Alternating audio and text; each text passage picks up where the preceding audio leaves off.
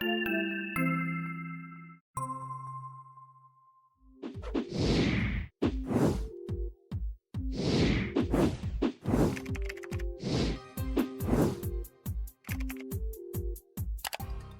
back, Richard. It's good to see you this morning.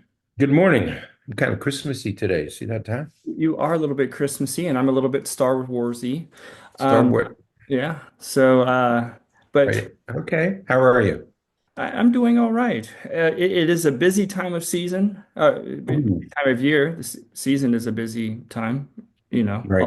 All those good things. So, Well, but we're gonna continue a conversation today on the podcast about something we've talked about a number of times, and we have talked a bit about times when kids are like parental alienation and this phenomenon of estrangement. And a lot of times when we talk about it, we've been talking about adult kids who tend to become estranged or separate mhm. from their parents and decide that they don't want to have a relationship with them. But today we're going to talk about it from the perspective of younger kids, Right. because my goodness, we have certainly seen here in our practice. I know you and we talk about this often. Mhm. A huge increase in the number of kids, oftentimes preteen and teenagers especially, who begin to just refuse, or do all they can to try to refuse to visit with their other parent, when you're talking about like divorce and co-parenting situations. And so we're going to talk a Mhm. little bit about that today. Right. Yeah, because co-parenting, children after their parents separate and divorce is a difficult task. I mean, everybody acknowledges that co-parenting is difficult. But Mhm. even if you're parenting, even if parents are living in the same house, parenting is no easy task. Kids go parent shopping. They pit parents against each other. They'll show favoritism to one parent to get the other parent to do more for them. And they do all they can to crack their parents' unified front. You know, many parents try to have this. We're gonna don't. We're gonna both tell you the same thing, and kids do everything they can to kind of separate their parents. But when parents divorce, all of this stuff becomes exaggerated. You have exaggerated emotions. There's anger and resentment and fear and uncertainty. And so you have exaggerated emotions. Some kids will start acting out. They'll become very belligerent and defiant. Other kids will withdraw. Mhm. Others will become passive aggressive.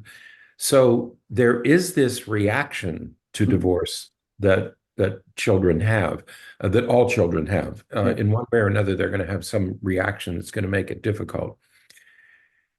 And in far too many cases, the children get drawn into the parent conflicts, and that begins prior to the divorce. I've heard you talk about this in other places, presentations and podcasts, where, let's not forget that children have watched their parents battle with each other even before the attorneys are called. I think that's such an important point because we so often talk about the effects of divorce on kids, and we Hmm. and we look at the couples who have divorced, and we look at the long-term implications of what that has for the kids. Hmm. We often attribute that to the separation and the destruction basically of that Right, marriage. right, But I think it's really critical that we think about what kids are experiencing prior to the divorce. right, You right, know, so often kids witness so much arguing, and even if they're not witnessing anything like that would be considered abusive, there's no domestic right, violence or anything like right. that.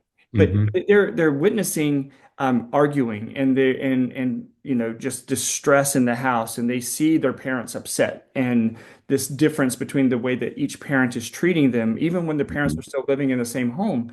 Um, and kids just take all of that in, and when the parents separate, unfortunately, parents so often want to, they're certainly seeking allies from their friends and from their relatives, but sometimes they do the same thing with their kids. They want their kids Exactly. to be on their side. And Right. you know, that creates so much confusion for kids. And again, this starts before the divorce or sometimes even before the separation or anything. parents will start to try to create these allies with their kids. It Exactly. just complicates things and muddies that water so badly. Right. You know, we often talk about the two stories that divorced couples have, whether you have children or not. Every divorced couple, each spouse has a separate truth. And you want to get people to support you. You seek that support for your position. That's only natural. What you have to be careful of is that you don't make your children. You don't try to get your children to be your allies. You cannot enlist your children to oppose your ex-spouse. The problems with your ex-spouse were your problems, not your kids' problems. And Absolutely. so you have to be very careful that you don't seek your children's alliance and support for your position. And so even young children, very young children are fearful when their parents divorce. Elementary school kids don't know what's going on. They're just trying to, make it as good as they can with school and events and sports and everything. And then teenagers will take advantage of it. I mean, teenagers will take advantage of it. Any parent, dyad. It's just the nature of being a teenager. And so teenagers will exploit it. So the stage is set when you divorce for more serious emotional ups and downs. We talked about those in last week's podcast. But to summarize all that, because we don't want to run through that whole list again, children are angry and confused. And I think we need to start. Children of divorce are angry and confused. First of all, they have no control. Right. All they can do is adjust. They don't make any of the decisions. Lawyers are making decisions. Judges are making decisions. Parents are making decisions. Children don't make any decisions when it comes to divorce. They are left with the single task of adjusting to changing circumstances. Right. And what you have to keep in mind, if you want, remember what we're talking about today is not visiting the other parent. And keep this in mind. First of all, parents have turned their kids' life from a kid's point of view. My parents have turned my life upside down. I had this life, which was, this house and neighborhood and school. Now that's completely been turned upside down. Right. Keep in mind also, parents live in a house. The children have to live in two houses, at least two. Right. Well, and to that first point though, we have both seen kids where from homes where there was, let's see, just say physical abuse, Right. right? Where children have been physically abused. But when those kids go into foster care or they go into some type of shelter situation, Mhm. you know where those kids want to go back? They want to go back home. To So their home. Right. even if a separation and a divorce and everything is the most ideal scenario for the family because of the way that the parents are interacting and everything, even if that's what's ultimately best for the situation, Mhm. kids still feel like their lives are turned upside down because they don't understand. They can't quite comprehend all of those dynamics Right. because they're kids and they haven't had those life experiences yet. Right. And so Right. even when the situation was really bad and it needed to come to an end, kids don't fully appreciate that. They don't fully understand that. Right. And so, as difficult as it is for the parents, remember that these kids have to adjust to two homes, to two sets of house rules, Mhm. they have to manage two neighborhoods. They're going from dad's neighborhood to mom's neighborhood. They have two sets of playmates, one set of moms, one set of dads. And the other thing is, let's say the parents get new partners. Now you have to adjust to a new adult in your life. And you might have now four parents. Right. And what if they have children? Right. So it becomes the child's job to adjust and adjust and adjust and adjust to whatever is happening. So as difficult as it is for parents, remember it's far more difficult for children. Mhm. And so while they're still having the normal ups and downs of childhood and adolescence, Mhm. they have this additional uh, they have these additional challenges, and all they can do is adjust to those. Okay. Now, when we think about children in divorce, well, kids are, frequently parents say, well, I'm going to stay together for the children, or should I, they will ask us, should I stay together for the children? And very often we hear things like, well, children are resilient and they'll adjust. Okay. But you need to keep in mind that not all children are resilient. Some children are brittle, some children are emotionally brittle. Not all kids are resilient and flexible, and not all children will adjust. Right. And oftentimes, or I don't know, maybe not, maybe I shouldn't say oftentimes, many times, um, the child's ability to be resilient and adjust Mhm. often depends on what the parents do. If Right. the parents can act like adults and, mature individuals, kids do much better. But when all that bickering and arguing and conflict and all that kind of stuff just continues, Right. it's much more difficult for the kids to adjust because That's right. parents aren't even adjusting. Right. As long as the parents keep that divorce fire burning, the kids are going to struggle. It's going to make their struggle more difficult because they see their parents battling. They know that the war is still going on. They're still trying to adjust. They don't know what's coming. They don't know what the future looks like. We do. We know what the future looks like. We know what the present. The kids don't. It's going to change, and they have no way of controlling anything about the changes. They just have to continue to adjust. So Right. we should never underestimate. And so first of all, we want to say, remember to think about your child, and that not all children are resilient and not all children will adjust. Some will. Some kids they'll just be okay no matter what.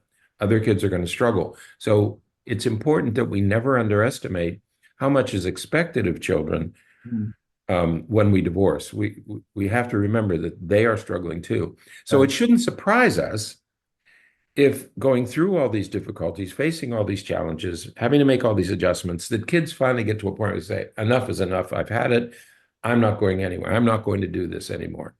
Right. So children will react in many different ways. Mhm. And one of the most difficult is when they decide that they're not going to visit the other parent. Right. This is one of the most difficult things. Called the courts call it when parents and children separate. They call it getting them back together is called reunification. Reunification is one of the most difficult things to accomplish. I think that we do. It's a very difficult problem. Um, but there are certain things we need to keep in mind. um, before you, if you are facing if you're a parent and you're divorced and you're facing a situation where the child has decided that they no longer want to visit the other parent, Mhm. there are certain things you need to keep in mind. Yeah. And the first one is Right. this is a court order. Right. Yeah. When it's And when it's you been don't ordered have by a the choice. court, there's not a choice. Yeah, this is like the this is this isn't a suggestion. That this is an order of a court Mhm. saying that you have to do this.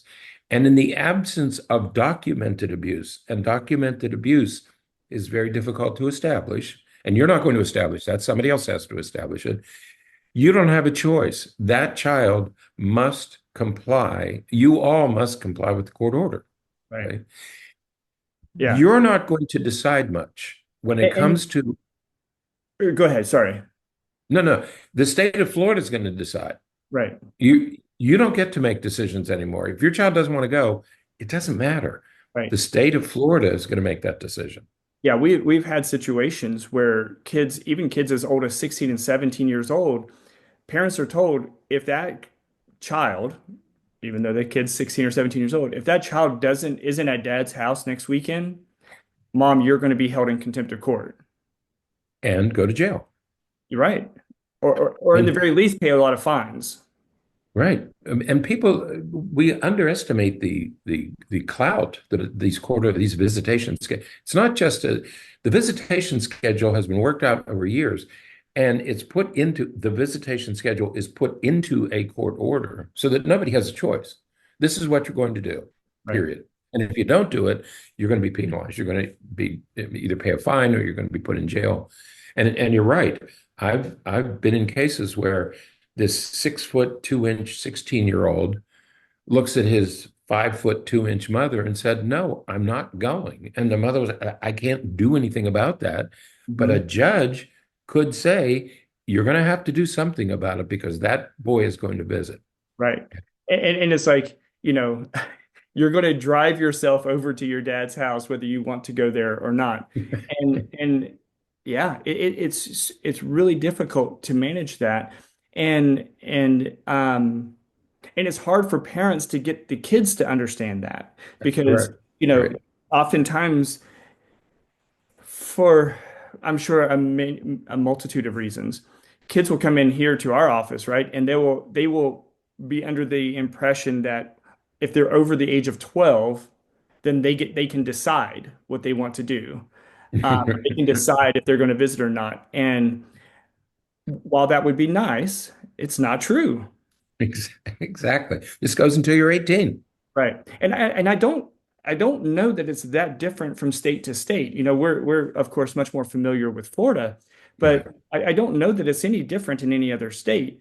Um, if you're a minor, which is under the age of 18, you have to comply with what the court order says. That's right. And don't underestimate the teeth in this thing. Um, you don't have a choice. This isn't something that the children don't appreciate the importance of a court order. Right. I mean, it's up to us to explain it to them. So, but that said, once children reach a certain age, there isn't a lot of leverage. I mean, if you have a 16 or 17-year-old who decides it's not going to visit, a lot of courts are not going to force the child to visit. They know that it probably isn't a good idea. The It's up parents to can't the make judge. them. Different So, judges will do different. right. The other thing to remember is that there are going to be parenting differences. You're now living in different households. You're no longer connected to each other, and it's very likely that you're going to have different parenting rules and different bedtimes and different ways of doing things. You just have to adjust to that. Second is you no longer have children. Many parents get divorced and they have this attitude, well, this is my child and I have her. No, you don't have your children. You have children of divorce. And now it's a whole different parenting challenge with children of divorce versus children when you were married. And then Yeah. there's this whole issue of parental alienation that is really a separate topic, but it's very tempting. And we understand that. It's very tempting to want to alienate your children against the other parent. That's a very dangerous, a very slippery slope, very dangerous thing that we can talk about another time. But you, Especially when you feel like the other parent, your ex-spouse, former spouse, former partner, Mhm. especially when you feel like they have significantly wronged you in some way. Exactly. Yeah. And it's really those situations are really difficult because you're right.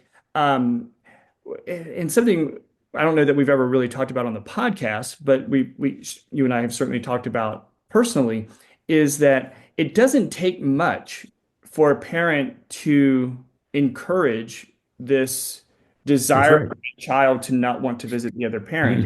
Hmm. Hmm. Um, when, for example, if the child is with the dad and the dad says, well, we could go and do that, but you got to go see your mom this weekend.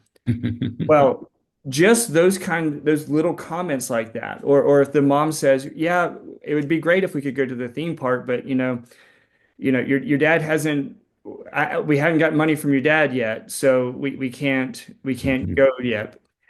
And the parent may truly, honestly not mean anything by that, Hmm. Hmm. but it has an influence on the child's perspective. And so then they develop their ideas about what the other parent is doing or what the other parent has done, and it's going to influence. That's right. You have to be very, very careful. You don't have to be negative against the other parent. You just have to make comments like that. Well, I don't know why your dad's not calling. Yeah. And so be Yeah. very careful about alienating children from their parents. Yeah. Let's say you do get to that point where the child decides, I don't want to visit anymore. Okay. The first thing you have to do is why are they refusing to visit? Right. Is something bad happening? Is there really some abuse? Or is it because somebody was telling me the other day that they're going to get rid of their video game console? You know what that is, I assuming, right? Yeah. There's a computer that's dedicated to playing video games, Well, it's right? like a console is like an Xbox or a PlayStation. You just, It's okay. It's all right. but is it a separate computer? Yeah, it's a separate device. Okay, because this kid, one of these kids said, I'm getting rid of my desktop because that's where he plays video games. And he Mhm. said, I have to get rid of it because I cannot control myself. I just can't stop playing. Somebody now, if the video game console is at mother's and the kid doesn't want to be separated from the video game, is he not going because he wants to play video games at his mom's, or is he not going because there's something Right. happening at dad? So let's first of all decide, why are they refusing to visit? That's number Right. one. Is it a legitimate reason, or is it Right. because he's just unhappy, he doesn't like something that dad does, or Right. doesn't like Right. something that mom says? You know, we want to recognize whether or not it's a legitimate, realistic problem.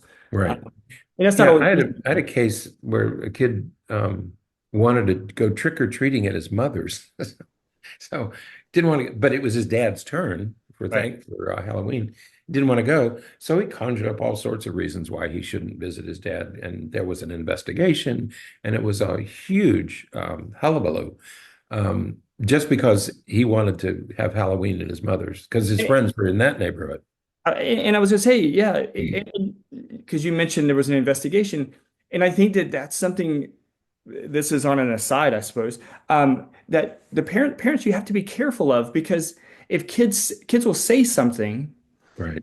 and you're going to, especially if there's a lot of animosity and contention between the homes, Hmm. you're going to have the urge to make a report to to the Department of Children and Families or to Child Right. Protective Services. Hmm. You're going to have an urge to do that because you know, but look at the situation and try to, again, we know that it's not easy, but Hmm. what is really going on and what is really contributing to this problem? I know that it's hard when you and the other parent aren't really talking very much, or if you're having a hard time getting along. We totally get that, but you have to do that due diligence, because so many reports are, we already talk about how overwhelmed the system is. Right. It only overwhelms it even more with things that really aren't things that need to be called about. Right. Exactly. So we need to be really careful, and we have to know, why is the child refusing? Second, there's this issue of your rights. Parents will often say, well, it's my right. I have a right to see him 50. I have a right to have him. I'm supposed to be. There's an issue that you need to think about your rights versus your child's best interests. And there may be times when, and both you and I have been through this personally, is that yes, it was my turn, but what he and his mother were going to do was better, and so you let him do it. Right. Well, the situation you just gave about the kid trick-or-treating, Right. like, dad could say, "Hey, bud, I know that we don't have a great neighborhood here for trick-or-treating. Do you want to just stay at your mom's for trick-or-treating this year? And, then you can come over to my house the next day or something." And the next weekend, And right? now suddenly you have, let your kid know that I hear you. I know what you really want to Mhm. do. And so let's work together. Let's communicate and work together to figure out what's best. And that's co-parenting, Right. not I get mine when the court says. Okay, co-parenting is what's best for the children. Now, let's talk a minute about the role of the estranged parent. The role of First of the all, you parent have who no the leverage. kid is refusing to see.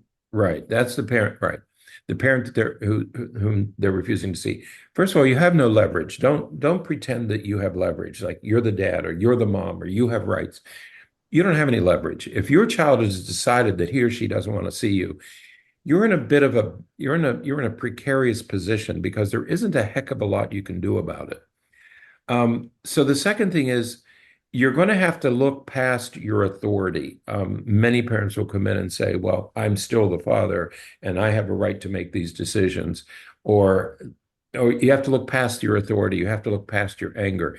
You don't have the leverage now that you had when you were together. Please understand that. Right. As sad as it is, you just don't have a lot of leverage here to make things happen. Right. And the other part to that, I think, is that, you know, you have to allow your child the flexibility to know that, you can come, you can go back if you want to, you can, I really want you here, but lighten some of those, parents want to like become even more Yeah. structured, more strict and rigid when it comes to these kinds of situations, but you really Hmm. want the kid to know that, you know what, just come over, we'll do some fun things. We'll just, I just want to see you. I just want, maybe we can go have dinner, we can talk, Right.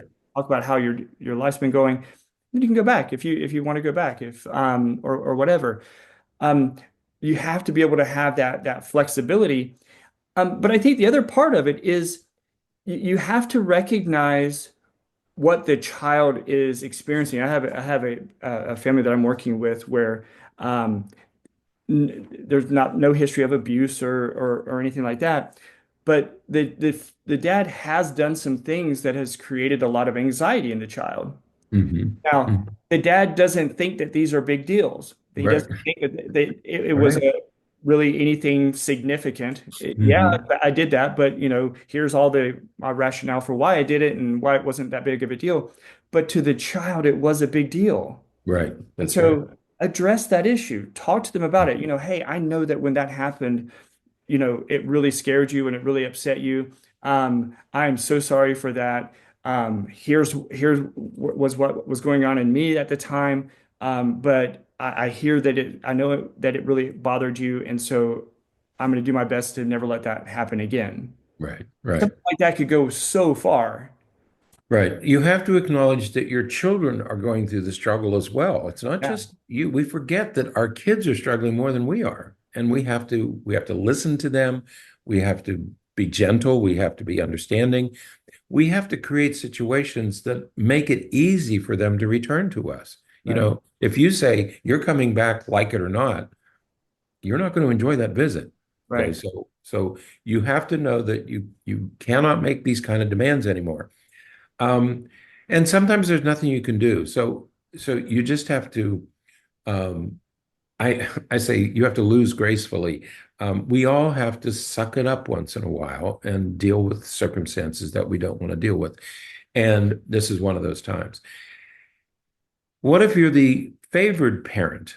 yeah. And the favored parent also has a role to play. First of all, it's easy to manipulate children of divorce. So be very careful. Right. Your children are very vulnerable. You're very vulnerable. It's easy to manipulate them, and you have to do everything you can to make sure that you're not manipulating your children to have additional supports. Right. Um, and I'm guessing that your relationship, if you're the estranged parent, your relationship with your children will look pretty much like it did before the divorce. If you're the favored parent, not the estranged. Yeah, the favored, yeah, or either parent. If you were the parent who was closest to your child before the divorce, you're probably going to be closest after the divorce. That's only natural. Very, very young children are closer to their mothers. Mhm. Okay, so just because you get divorced doesn't mean that the parents are equal, right? Right. Your children should not be your protector. And I've seen this many, many times. Many kids, especially young boys, want to protect their mother. They want to play this role of protector.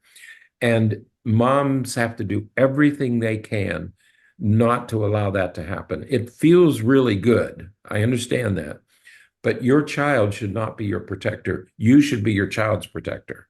Right. It's those roles. Well, and I think that, as you're saying, kids assume these roles, these responsibilities, and they feel like, and it is very easy for the parent to fall into that pattern where we sort of let the kids do that and we let them feel, those responsibilities and everything.